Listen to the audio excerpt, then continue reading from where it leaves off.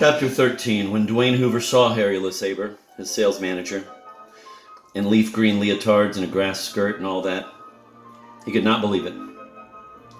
So he made himself not see it. He went into his office, which was also cluttered with ukuleles and pineapples. Francine Pefko, his secretary, looked normal, except that she had a rope of flowers around her neck and a flower behind one ear. She smiled. This was a war widow with lips like sofa pillows and bright red hair. She adored Dwayne. She adored Hawaiian Week, too. Aloha, she said. Harry LeSabre, meanwhile, had been destroyed by Dwayne. When Harry presented himself to Dwayne so ridiculously, every molecule in his body awaited Dwayne's reaction. Each molecule ceased its business for a moment, put some distance between itself and its neighbors. Each molecule waited to learn whether its galaxy, which was called Harry LeSabre, would or would not be dissolved.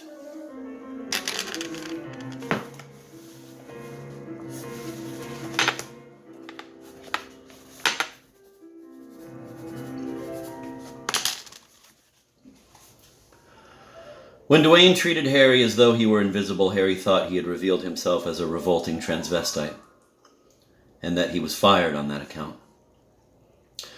Harry closed his eyes. He never wanted to open them again.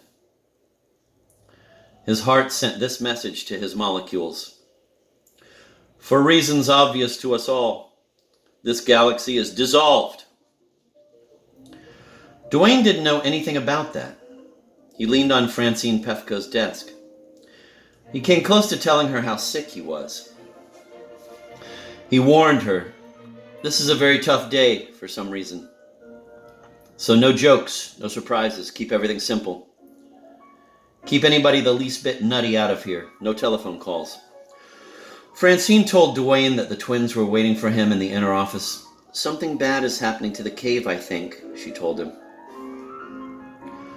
Dwayne was grateful for a message that simple and clear.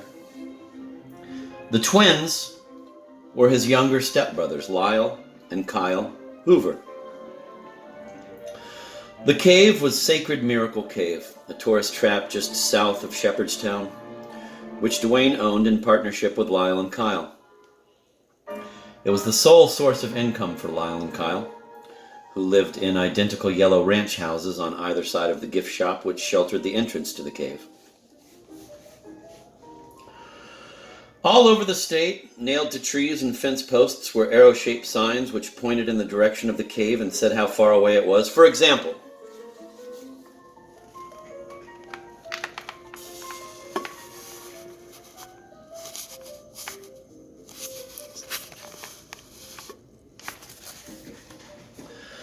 before Dwayne entered his inner office, he read one of many comical signs which Francine had put up on the wall in order to amuse people, to remind them of what they so easily forgot, that people didn't have to be serious all the time.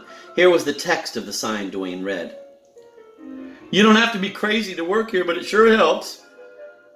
There was a picture of a crazy person to go with the text. This was it.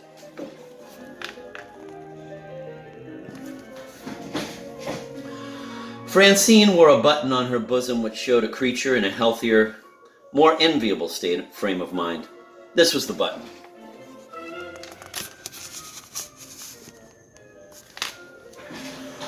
Lyle and Kyle sat side by side on the black leather couch in Dwayne Hoover's inner office. They looked so much alike that Dwayne had not been able to tell them apart until 1954, when Lyle got in a fight over a woman at the roller derby. After that, Lyle was the one with the broken nose. As babies in crib, Dwayne remembered now, they used to suck each other's thumbs. Here is how Dwayne happened to have stepbrothers. Incidentally, even though he had been adopted by people who couldn't have children of their own. Their adopting him triggered something to their bodies which made it possible for them to have children after all. This was a common phenomenon. A lot of couples seemed to be programmed that way. Dwayne was so glad to see them now, these two little men in overalls and work shoes, each wearing a pork pie hat. They were familiar. They were real. Dwayne closed his door on the chaos outside. All right, he said. What's happened at the cave? Ever since Lyle had had his nose broken, the twins agreed that Lyle should do the talking for the two. Kyle hadn't said 1,000 words since 1954. "Them bubbles is halfway up to the cathedral now," said Lyle. "The way they're coming, they'll be up to Moby Dick in a week or two." Dwayne understood him perfectly.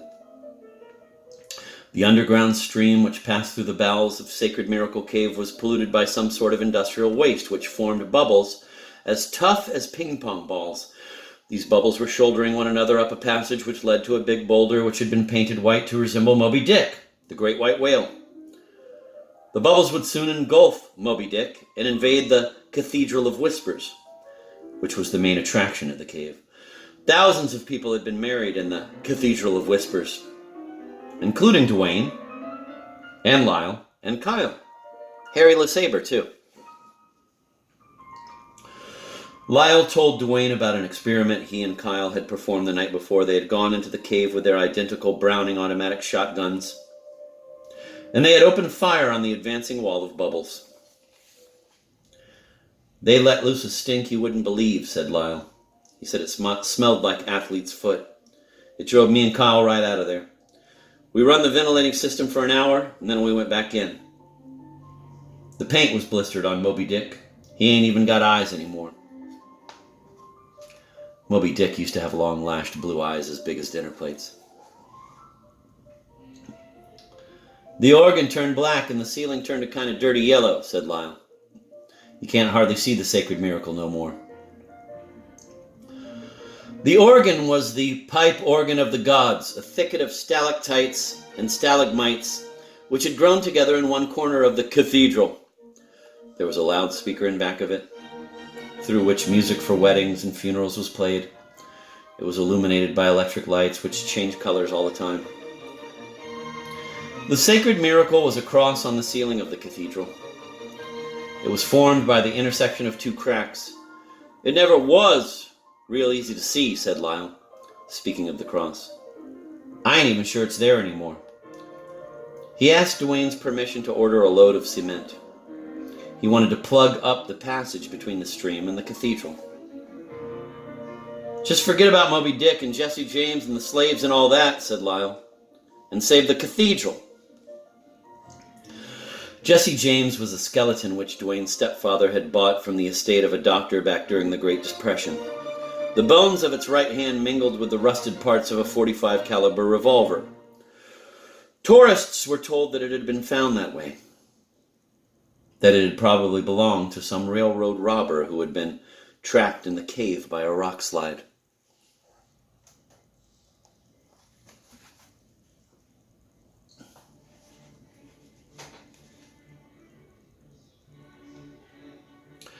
As for the slaves, these were plaster statues of black men in a chamber 50 feet down the corridor from Jesse James. The statues were removing one another's chains with hammers and hacksaws. Tourists were told that real slaves had at one time used the cave after escaping to freedom across the Ohio River. The story about the slaves was as fake as the one about Jesse James. The cave wasn't discovered until 1937, when a small earthquake opened it up a crack. Dwayne Hoover himself discovered the crack, and then he and his stepfather opened it with crowbars and dynamite. Before that, not even small animals had been in there. The only connection the cave had with slavery was this. The farm on which it was discovered was started by an ex-slave, Josephus Hubler. He was freed by his master, and he came north and started the farm. Then he went back and bought his mother and a woman who became his wife. Their descendants continued to run the farm until the Great Depression, when the Midland County Merchants Bank foreclosed on the mortgage. And then Dwayne's stepfather was hit by an automobile driven by a white man who had bought the farm. In an out-of-court settlement for his injuries, Dwayne's stepfather was given what he called contemptuously a goddamn nigger farm. Dwayne remembered the first trip the family took to see it. His father ripped a nigger sign off the nigger mailbox, and he threw it into a ditch. Here is what it said.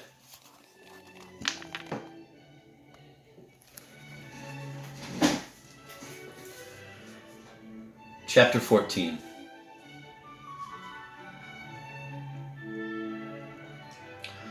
The truck carrying Kilgore Trout was in West Virginia now. The surface of the state had been demolished by men and machinery and explosives in order to make it yield up its coal. The coal was mostly gone now. It had been turned into heat. The surface of West Virginia, with its coal and trees and topsoil gone, was rearranging what was left of itself in conformity with the laws of gravity. It was collapsing into all the holes which had been dug into it. Its mountains, which had once found it easy to stand by themselves, were sliding into valleys now. The demolition of West Virginia had taken place with the approval of the executive, legislative, and judicial branches of the state government, which drew their power from the people. Here and there, an inhabited dwelling still stood. Trout saw a broken guardrail ahead. He gazed into a gully below it, saw a 1968 Cadillac Eldorado capsized in a brook. It had Alabama license plates. There were also several old home appliances in the brook: stoves, a washing machine, a couple of refrigerators. An angel-faced white child with flaxen hair stood by the brook. She waved up at Trout. She clasped an 18-ounce bottle of Pepsi Cola to her breast. Trout asked himself out loud what the people did for amusement, and the driver told him a queer story about a night he spent in West Virginia in the cab of his truck, near a windowless building which droned monotonously. I'd see folks go in, and I'd see folks come out, he said, but I couldn't figure out what kind of a machine it was that made the drone. The building was a cheap, old frame thing set up on cement blocks. And it was out in the middle of nowhere. Cars came and went. And the folks sure seemed like whatever was doing the droning, he said. Excuse me. And the folks sure seemed to like whatever was doing the droning, he said.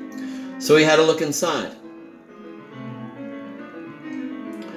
It was full of folks on roller skates, he said. They went around and around. Nobody smiled. They just went around and around.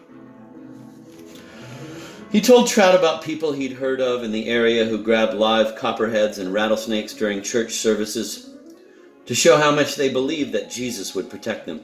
Takes all kinds of people to make up a world, said Trout. Trout marveled at how recently white men had arrived in West Virginia and how quickly they had demolished it for heat. Now the heat was all gone. Too. Into outer space, Trout supposed. It had boiled water, and the steam had made steel windmills whiz around and around. The windmills had made rotors and generators whiz around and around. America was jazzed with electricity for a while. Coal had also powered old-fashioned steamboats and choo-choo trains. Choo-choo trains and steamboats and factories had whistles which were blown by steam when Dwayne Hoover and Kilgore Trout and I were boys. When our fathers were boys, when our grandfathers were boys. The whistles look like this.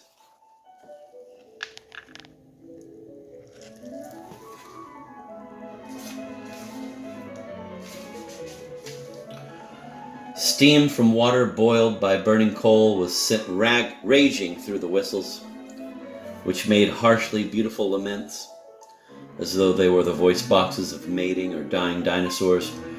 Cries such as woo, woo, and tor, and so on. A dinosaur was a reptile as big as a choo-choo train. It looked like this.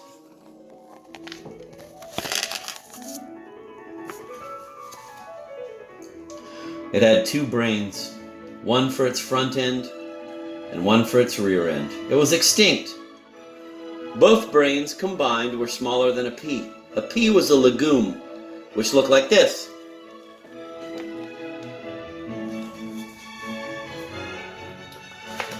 Coal was a highly compressed mixture of rotten trees and flowers and bushes and grasses and so on, and dinosaur excrement.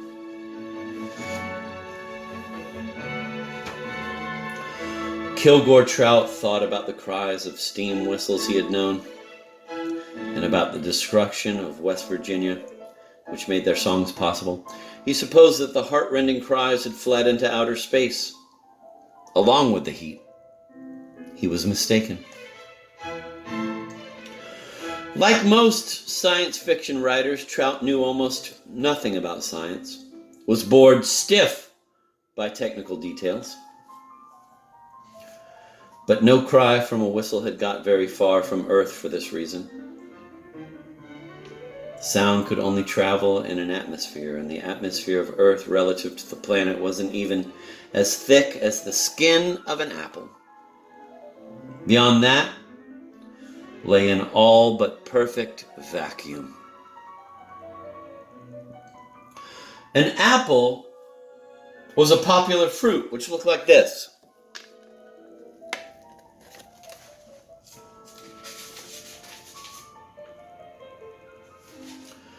The driver was a big eater. He pulled into a McDonald's hamburger establishment. There were many different chains of hamburger establishments in the country. McDonald's was one. Burger Chef was another. Dwayne Hoover, as has already been said, owned franchises for several burger chefs. A hamburger was made out of an animal that looked like this.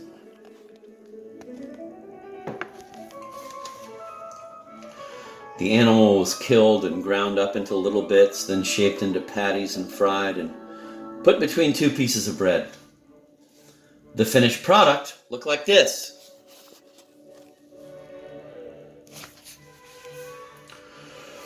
And Trout, who had so little money left, ordered a cup of coffee. He asked an old man on a stool next to him at the table if he had worked in the coal mines. The old man said this: "From the time I was 10 till I was 62. "You glad to be out of them?" said Trout. "Oh, God," said the man. "You never get out of them. Even when you sleep, I dream mines." Trout asked him what it had felt like to work for an industry whose business was to destroy the countryside, and the old man said he was usually too tired to care. "Don't matter if you care," the old miner said, "if you don't own what you care about." He pointed out that the mineral rights to the entire county in which they sat were owned by the Rosewater Coal and Iron Company, which had acquired these rights soon after the end of the Civil War.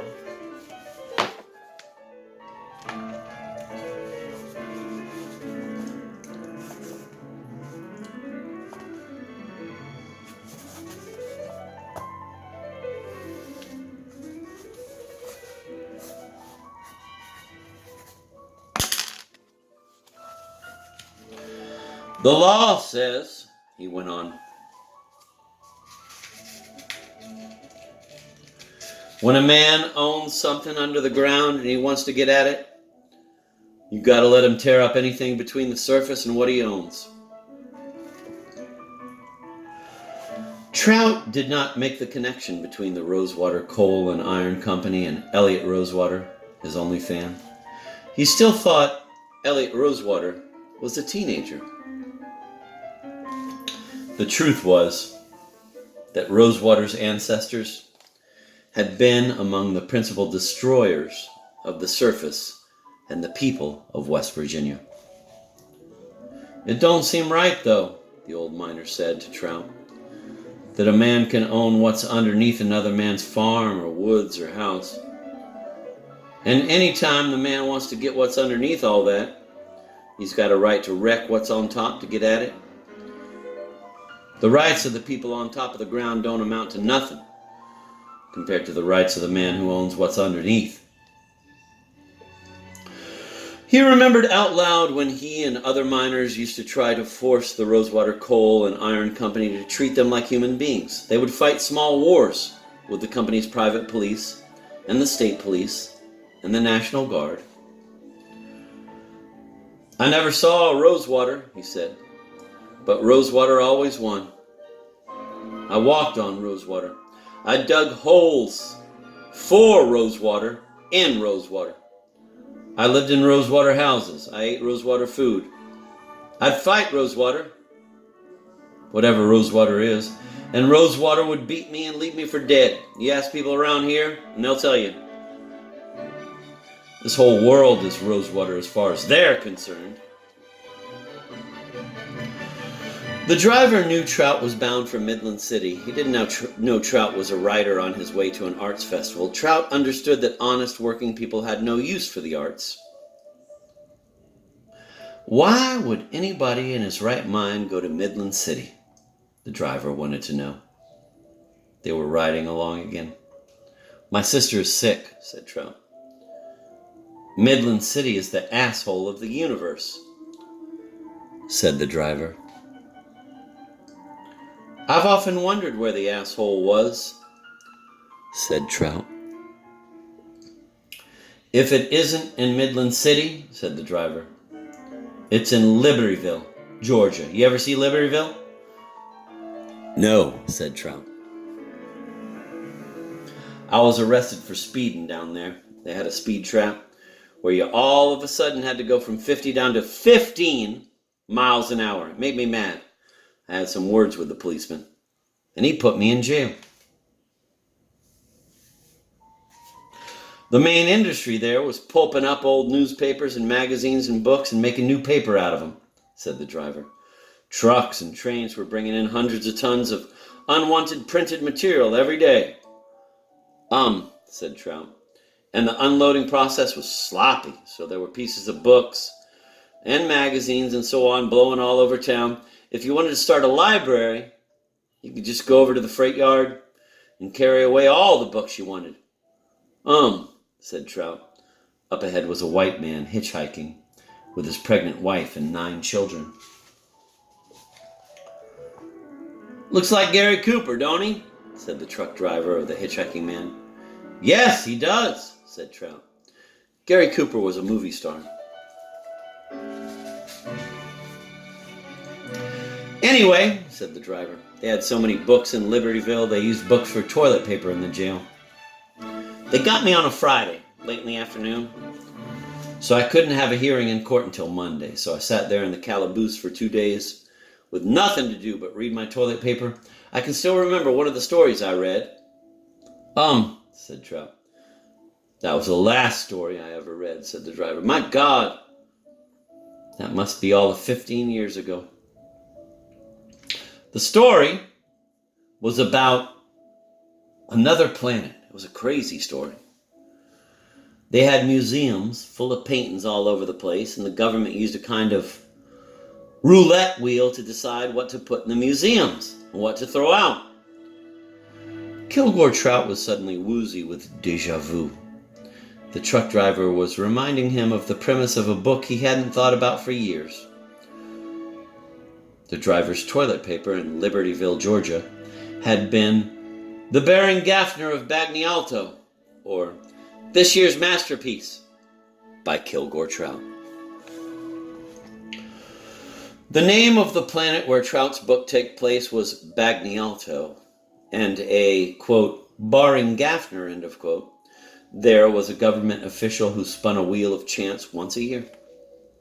Citizens submitted works of art to the government, and these were given numbers, and then they were assigned cash values according to the barring Gaffner's spins of the wheel.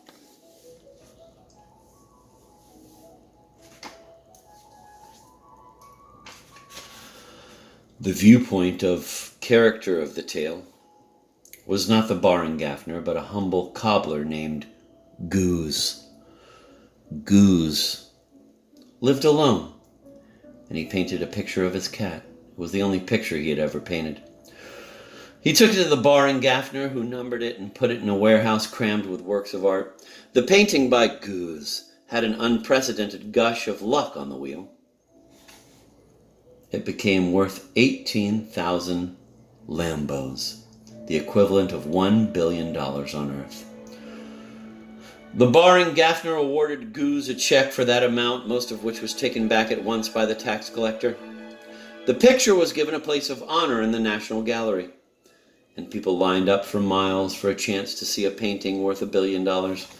There was also a huge bonfire of all the paintings and statues and books and so on, which the wheel had said were worthless.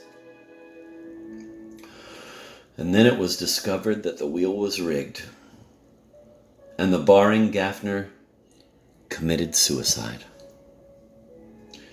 It was an amazing coincidence that the truck driver had read a book by Kilgore Trout. Trout had never met a reader before, and his response now was interesting. He did not admit that he was the father of the book. The driver pointed out that all the mailboxes in the area had the same last name painted on them. "There's another one," he said, indicating a mailbox which looked like this.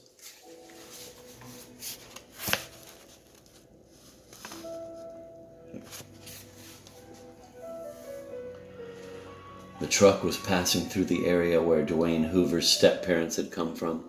They had trekked from West Virginia to Midland City during the First World War to make big money at the Keedsler Automobile Company, which was manufacturing airplanes and trucks. When they got to Midland City, they had their name changed legally from Hubler to Hoover because there were so many black people in Midland City named Hubler. As Dwayne Hoover's stepfather explained to him one time, "It was embarrassing. Everybody up here naturally assumed Hubler was a nigger name.